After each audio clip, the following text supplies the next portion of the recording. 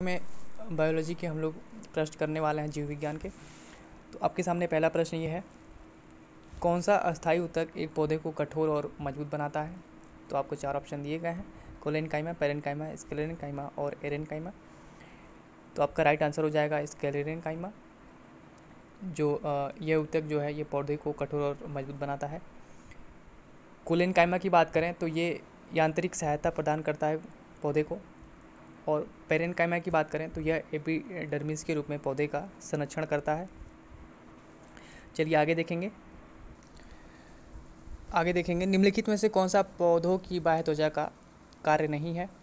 Option A, पौधों को संरक्षित रखना, रोमों की सहायता से वायु की स्थिर रोधन परत तैयार करना, वाष्पोत्सर्जन को नियंत्रित करना या फिर प्रकाश संश्लेषण करना। पौधों को संरक्षित करना रखना, पौधों की सहायता से वायु की स्थिर रोधन परत तैयार करना और वाष्पोत्सर्जन को नियंत्रित रखना, ये तीनों के तीनों पौधे की बाह्य त्वचा का कार्य है। और ऑप्शन नंबर डी आपका होगा राइट आंसर, जो कि बाह्य त्वचा का कार्य नहीं है, प्रकाश संश्लेषण करना राइट आंसर हो जाएगा।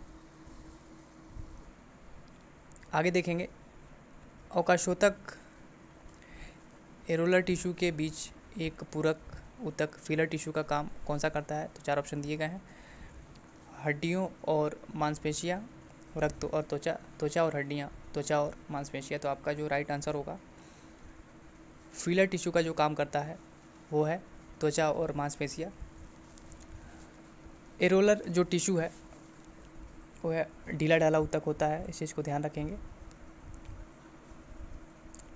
और दूसरे ऊतकों को जोड़ने और सहारा देने का कार्य करता है। ये जो ऊतक है त्वचा और मांसपेशियों को भी जोड़ता है।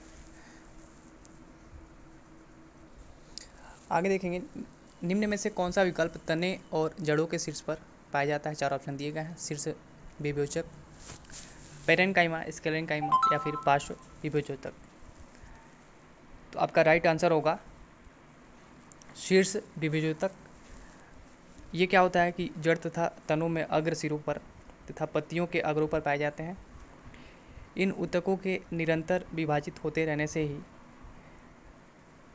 जड़ व तने की लंबाई में वृद्धि करते हैं, अर्थात ये जो ऊतक हैं जड़ व तनों के सिरों पर ग्रोइंग पॉइंट का निर्माण करते हैं। तो आपका राइट आंसर ए हो जाएगा। चलिए आगे देखेंगे,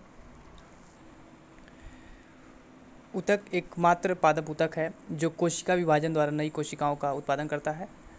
आपका राइट जो ऑप्शन है वो दिया गया है, मृदूतक या फिर पेरेनकाइमा, स्थूलकोण ऊतक या फिर कोलेनकाइमा, विभेदोतक या फिर मेरिस्मेटक और जाइलम। तो आपको राइट आंसर बताना है, इन चारों में से राइट ऑप्शन क्या होगा, जो कोशिका विभाजन द्वारा नई कोशिकाओं का उत्पादन करता है।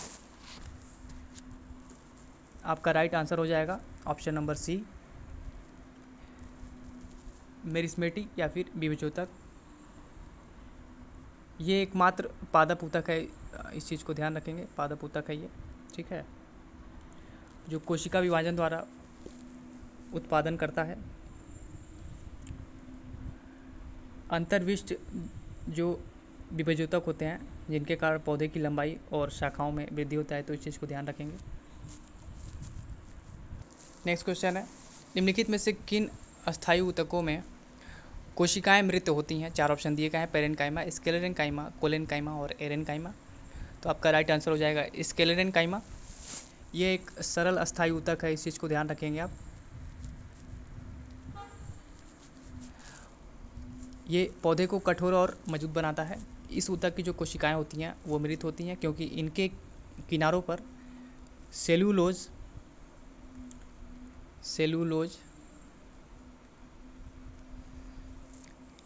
हेमीसेलुलोज और लिग्निन का जमाव होता है। ये ऊतक तने में संवहन मंडल के समीप, पत्तों की शिराओं में तथा बीजों और फलों के कठोर छिलकों में उपस्थित होता है। एग्जाम्पल अगर आप देखेंगे तो जैसे नारियल के छिलके हो गए इत्यादि।